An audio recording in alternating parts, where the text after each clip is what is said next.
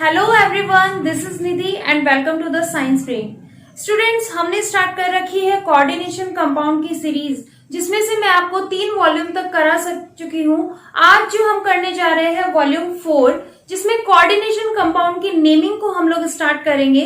तो नेमिंग क्या होती है कोऑर्डिनेशन कंपाउंड की? इट मीन्स के हम लोग कह सकते हैं कि कोऑर्डिनेशन कंपाउंड जो होते हैं उनमें कॉम्प्लेक्सेस होते हैं, तो उन कॉम्प्लेक्सेस के लिए उनकी जो नेमिंग होती है वो एक स्पेशल नेमिंग होती है, जिसको हम लोग IUPAC नेमिंग भी बोलते हैं। उसको पूरे वर्ड में उसी नाम से बोला जाता है, उस कॉम्प्लेक्स आयन को। इसलिए हम कुछ रूल फॉलो करते हैं उन कॉम्प्लेक्सेस के नाम के लिए, तो वही रूल्स आज हम पढ़ने वाले हैं। तो चलिए स्टार्ट करते हैं कोऑर्डिनेशन कंपाउंड की नेमिंग।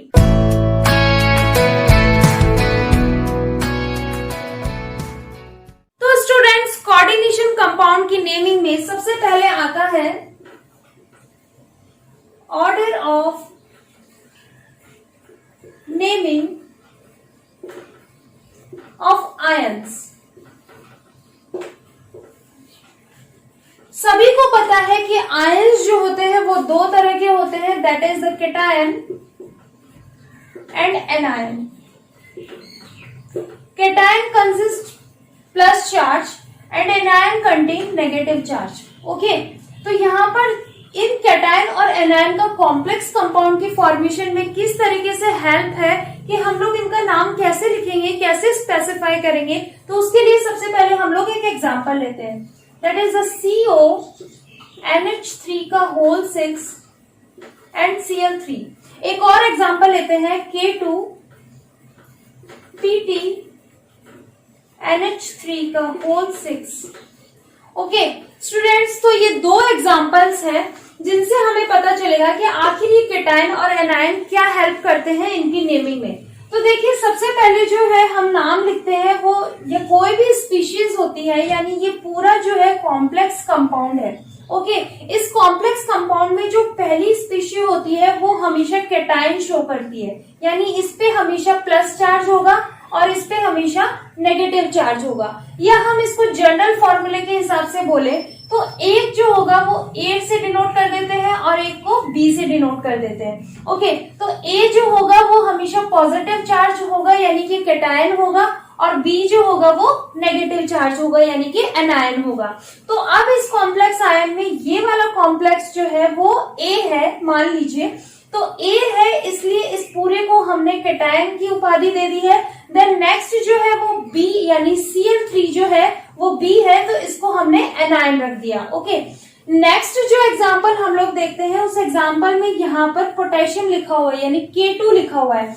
तो यहाँ पर कैटायन जो होगा, या फिर ये कह सकते हैं कि A ये होगा और ये पूरा कॉम्प्लेक्स जो होता है वो B कहलाएगा। तो A के ऊपर तो आपको पता ही है पॉजिटिव चार्ज आएगा, क्योंकि ये कैटायन शो करता है, और इस पे क्या चार्ज आएगा?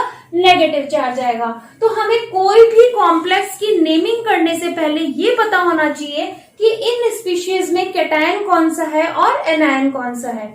वो इसलिए क्योंकि आगे जाके हम जब इनकी नेमिंग करेंगे तो हमें पता होना चाहिए कि पहले कैटायन का नाम लिखते हैं कि एनायन का नाम लिखते हैं। तो हम यहाँ पर एक शॉर्ट वे में एक टेबल बना लेते हैं, जिसमें हम लोगों को शॉर्ट ट्रिक्स पता चल जाएंगी। शॉर्ट ट्रिक्स, जिसमें से पहला जो है वो है order of naming of ion. Naming of ion, okay, bracket में लिख देते हैं कैटायन और एनायन। नेक्स्ट जो होता है स्टूडेंट्स, वो हमें पता होना चाहिए कि लिगेंड के नाम क्या होते हैं। तो सेकेंड रूल हम कह सकते हैं नेम ऑफ लिगेंड, या फिर यहां name and charge of ligands, ये दूसरा रूल है।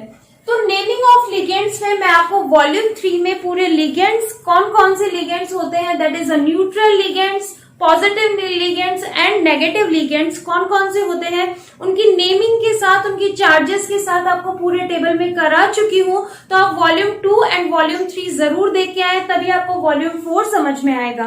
तो आई होप कि आपने अभी तक वो देख लिया होगा और शायद आपको लर्न भी हो चुका होगा, और अगर नहीं भी हुआ है तो प्लीज जाके लर्न कर लीजिए, तभी आपको कोऑर्डिनेशन कंपाउंड की नेमिंग बहुत अच्छे से क्लियर होगी। तो सेकंड जो है name of ligand of charges है। ओके, थर्ड रूल हम यहाँ पे शॉर्ट में लिख देते हैं, नेमिंग ऑफ लिगेंड्स। ओके, इसको रब कर देते हैं, फिर थर्ड पॉइंट देखते हैं। नेक्स्ट जो थर्ड पॉइंट है वो है numerical prefix to indicate the number of ligands।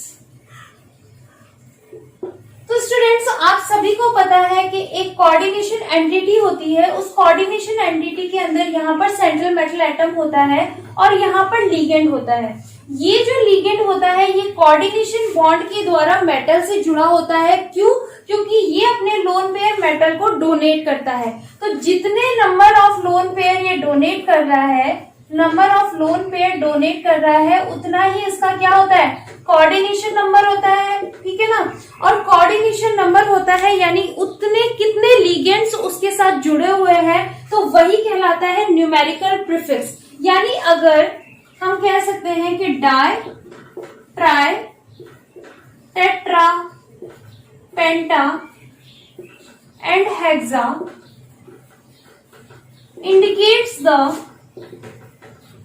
indicates the number of ligands। Okay, तो थर्ड रूल हो गया हमारा कि जब मेटल के साथ जितने भी लिगेंड्स लगे हुए हैं तो वो कितने लिगेंड है, यानी नंबर ऑफ लिगेंड कितने हैं, तो उनको हम न्यूमेरिकल प्रीफिक्स यानी di, tri, tetra, penta and hexa के साथ डिनोट करेंगे। ओके, तो थर्ड हमारी शॉर्ट ट्रिक हो गई न्यूमेरिकल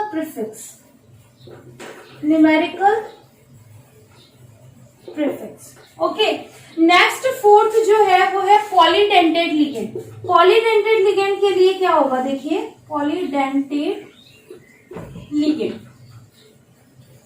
अब पॉलीडेंटेड लिगेंड का क्या रूल है स्टूडेंट्स, देखिए, अगर मान लीजिए जैसे हमने बोला कि यहाँ पे लिगेंड अगर 1 2 3 4 5 लिखे हुए हैं तो हम लोग डाई, ट्राई, टेट्रा, पेंटा, हेक्सा से डिनोट कर देंगे।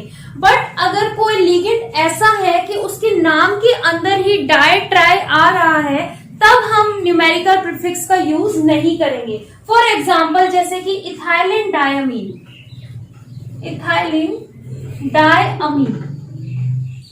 ओके, तो ये इथाइलिन डायमीन जो है, यहाँ इस इथाइलिन डायमीन के नाम में ही डाई आ रहा है, और अगर कहीं पे डाई लिखा हुआ है, फॉर एग्जाम्पल देखो जैसे कि COEN इस तरीके से है। ओके, तो यहाँ पर हमें पता है EN को इथाइलिन डायमीन द्वारा डिनोट किया जाता है। ओके, तो इथाइलिन डायमीन हम लोग लिख सकते हैं कोबाल्ट इथाइलिन डायमीन। बट अगर यहाँ पर 2 लगा दिया जाए तब यहाँ पर हम लोग डाई इथाइलिन डायमीन बिल्कुल नहीं लिखेंगे, यानी इसका नाम डाई इथाइलिन डायमीन बिल्कुल नहीं होगा। तो इसका नाम क्या होगा, हम लोग इसके आगे बिस 2 के लिए ट्रिस टेट्राकिस या pentakis. Okay, it's KIS। Okay, तो हम लोग बिस, ट्रिस, टेट्राकिस और पेंटाकिस से इसको डिनोट करेंगे। वैसे आपके एग्जाम में यहाँ ट्रिस तक ही आता है, बट IIT, JEE, नेट आगे जो कॉम्पिटेटिव एग्जाम्स होते हैं उनमें टेट्राकिस और पेंटाकिस भी आ जाता है, दैट इज अ पेंटाकिस। ओके, तो ये थे फोर्थ। हम लोग शॉर्ट ट्रिक्स लिख लेते हैं। पॉलीडेंटेड लिगेंड के लिए हो जाएगा कि हम लोग बिस, ट्रिस यूज करेंगे, पॉलीडेंटेड लिगेंड। ये सब हमारे तब काम में आएंगे जब हम एक साथ कॉम्प्लेक्स की नेमिंग करेंगे, तब हमें यहां से शॉर्ट ट्रिक्स मिल जाएंगी। ठीक है, तो नेक्स्ट रूल देखते हैं। नेक्स्ट जो रूल है हमारा फिफ्थ रूल है order of naming of ligands.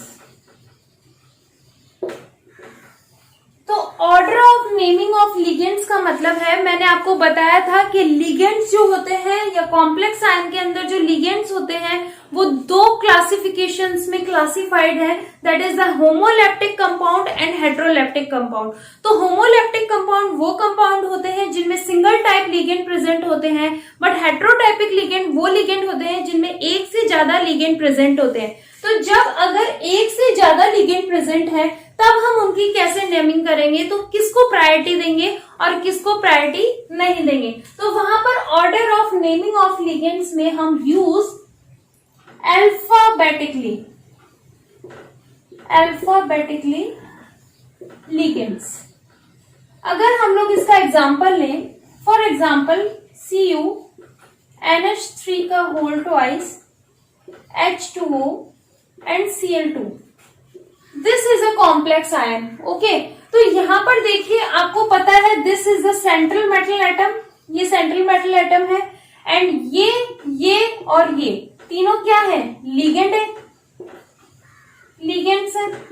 अब हमें इनमें किसका नाम सबसे पहले लिखना है, तो वो डिसाइड करेगा अल्फाबेट। ओके, तो अल्फाबेट में इसका नाम होता है अमीन या अमीनो हम कह सकते हैं, इसका नाम होता है एक्वा, और Cl का नाम होता है क्लोरो।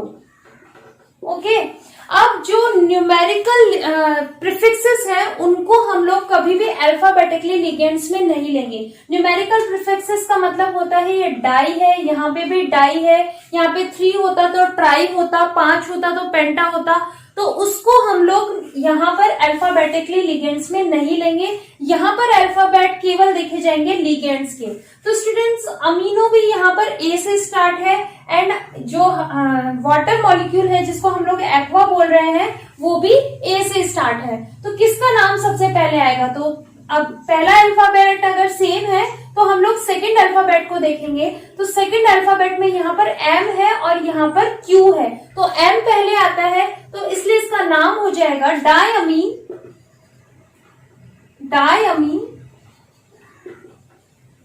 फिर डायअमीन के बाद में aqua, dichloro and copper, and then इसकी ऑक्सीडेशन स्टेट। ओके, तो ये था इसका 5th रूल। और 6th रूल क्या है वो देखते हैं। स्टूडेंट 6th रूल है इसका नेमिंग ऑफ कॉम्प्लेक्स आयन। उससे पहले मैं यहाँ पर अपनी शॉर्ट ट्रिक्स लिख देती हूँ कि अल्फाबेटिकली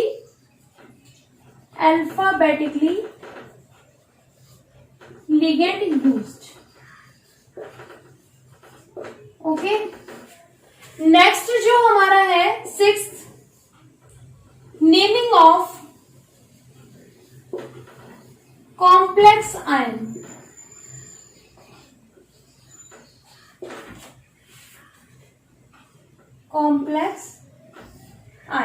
ओके, तो नेमिंग ऑफ कॉम्प्लेक्स आयन में हम लोग सबसे पहले, जैसे कि मैं आपको फर्स्ट रूल में ही बता चुकी हूं कि एक कैटायन होता है और एक एनायन होता है, cation and anion.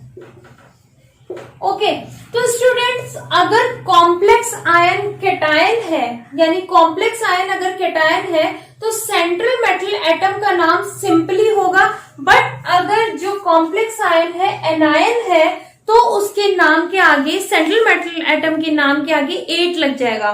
For example हम देखें Cu NH3 का होल 6 Cl3, एक एग्जाम्पल ये है, और एक एग्जाम्पल है K2 PtCl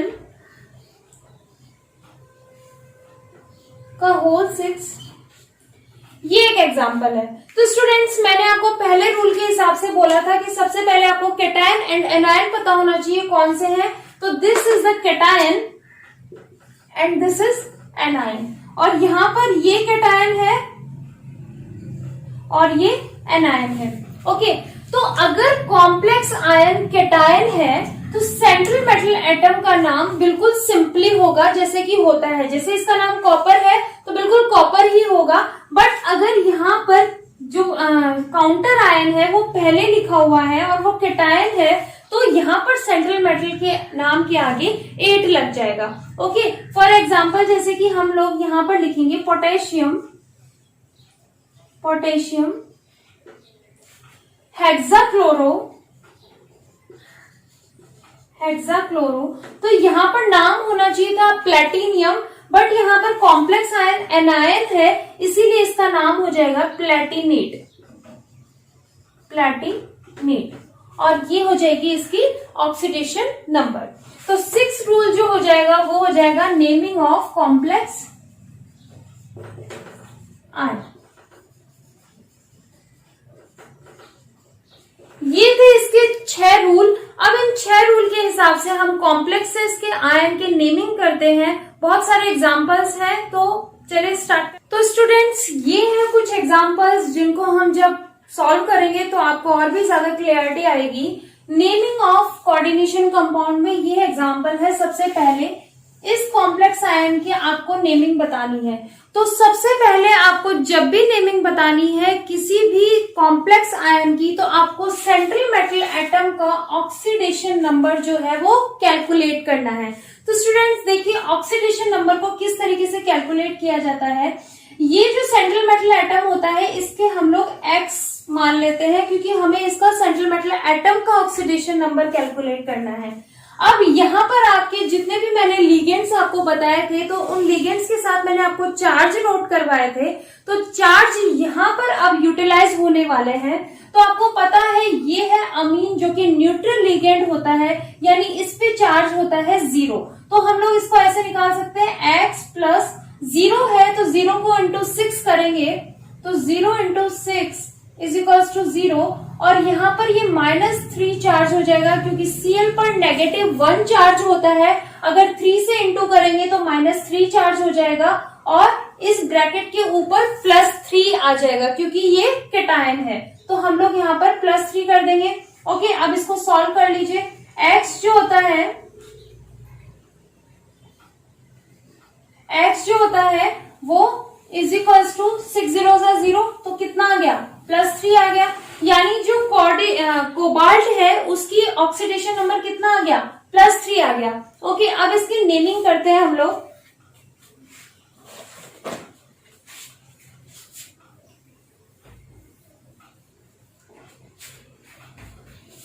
तो हमें पता चल गया कि इसकी ऑक्सीडेशन स्टेट जो है वो +3 आ गई। तो अब इसकी नेमिंग करेंगे। तो सबसे पहले नेमिंग करने के लिए हमें पता होना चाहिए कि कैटायन है कि एनायन है। तो स्टूडेंट्स, ये कैटायन है और ये एनायन है, ये कैटायन है और ये एनायन है। ओके, इतना पता चल गया। नेक्स्ट इसके बाद में आता है नेमिंग ऑफ लिगेंड्स। तो नेमिंग ऑफ लिगेंड्स में यहाँ पर लिगेंड जो है वो कैसे टाइप का है, होमोलैप्टिक लिगेंड है, ओनली 1 टाइप का लिगेंड प्रेजेंट है। और क्या है वो लिगेंड, अमीन है। ओके, तो इसका हम लोग लिख सकते हैं हेक्सा अमीन,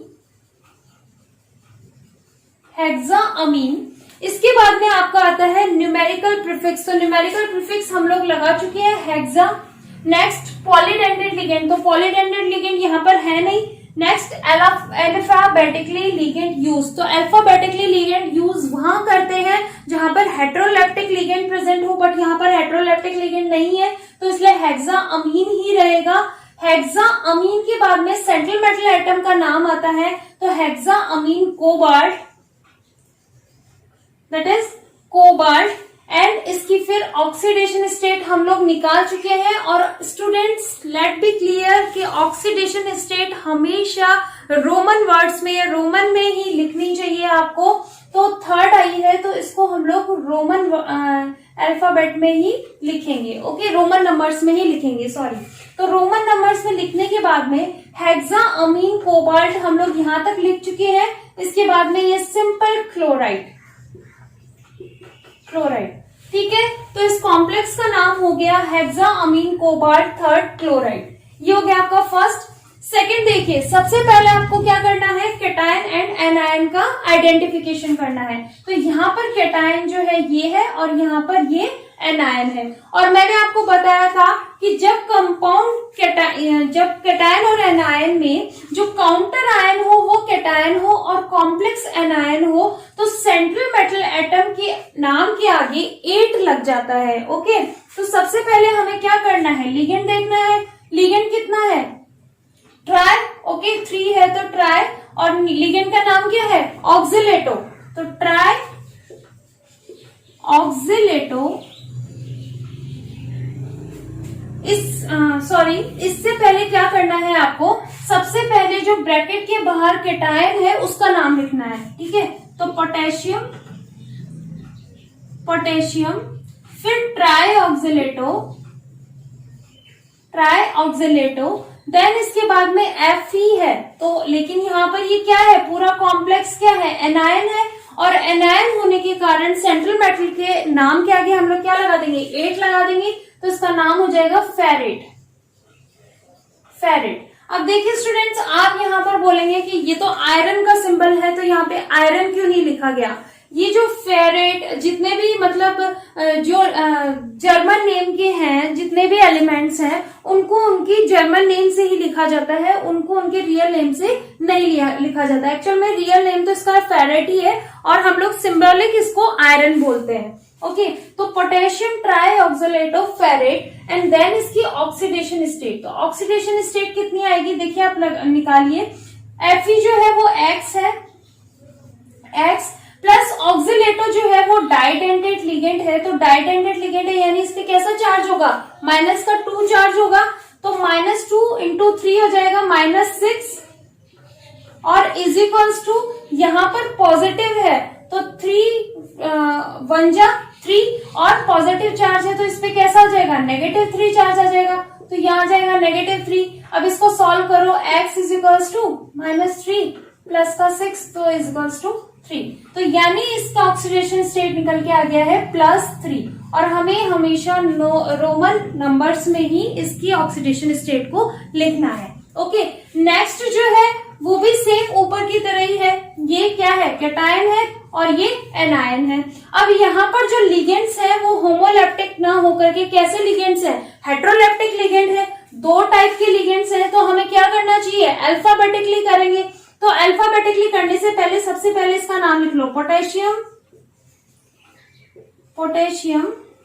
इसके बाद में अल्फाबेटिकली हमें लिगेंड लेने हैं, तो अल्फाबेटिकली लिगेंड लेंगे। तो यहाँ पर ये क्या है, अमीन, और ये क्या है, ट्राइक्लोरो। तो सबसे पहले अमीन का नाम आएगा, ammine, trichloro. Then Pt is a central metal atom, और सेंट्रल मेटल एटम के आगे क्या लग जाएगा, 8 लग जाएगा, तो प्लेटिनेट, और ये इसका ऑक्सीडेशन स्टेट निकालो। तो यहाँ पर Pt के लिए X प्लस NH3 के लिए 0, Cl के लिए -3 आ जाएगा, और ये पॉजिटिव है तो इस पे माइनस चार्ज आ जाएगा, तो हम लोग यहाँ पे -1 लिख देंगे। ओके, तो x is equals to -1 plus 3, तो x इज इक्वल टू आ जाएगा 2। तो 2 इसकी ऑक्सीडेशन स्टेट आ गई, तो यहाँ पर हम लोग 2 लिख सकते हैं। ओके स्टूडेंट्स, नेक्स्ट जो है वेरी वेरी इंपॉर्टेंट, इसमें देखिए क्या है, डाइमिथाइल ग्लाइऑक्सीमेट है, जिसका जो चार्ज होता है वो होता है -1। तो अगर हम इसका ऑक्सीडेशन स्टेट निकालें तो x plus -2 is equals to 0 आ जाएगा, तो x इज इक्वल्स टू 2, यानी इसका ऑक्सीडेशन स्टेट किसका, निकेल का कितना आ गया, 2 आ गया। तो अब इसका नाम लिखेंगे तो क्या लिखेंगे, अब देखिए ये 2 है और इस लिगेंड का नाम होता है डाइमिथाइल ग्लाइऑक्सीमेटो। तो नाम में ही डाई आ रहा है, इसलिए हम डाई नहीं लिखेंगे, क्या लिखेंगे, बिस लिखेंगे। तो बिस डाइमिथाइल ग्लाइऑक्सीमेटो निकेल और 2। ओके स्टूडेंट, आई होप कि आपको दिखाई दे रहा हो। इसमें शायद इंक खत्म हो गई है या फिर ये चल नहीं रहा है, अभी आप लोग थोड़ा सा मैनेज करें। देखिए ये है निकिल। ओके, तो यहां तक आपको समझ में आ गया होगा। इन रूल के हिसाब से बहुत ही इजीली इसका नाम लिखा जा सकता है। 5th, 6th और 7th आपके लिए होमवर्क है। आप होमवर्क कीजिए और कमेंट बॉक्स में इनका नाम लिखिए और मैं बिल्कुल चेक करूंगी कि आपने सही लिखा है नहीं लिखा है। और आज की क्लास में इतना ही। ये रूल्स ऑफ नेमिंग बहुत ज्यादा इंपॉर्टेंट है। बहुत 5-5 नंबर 6-6 नंबर के क्वेश्चंस आ जाते हैं कई बार बोर्ड में इसमें से, तो इसलिए इसको बहुत ध्यान से पढ़िएगा और हैप्पी रहिएगा। Bye bye.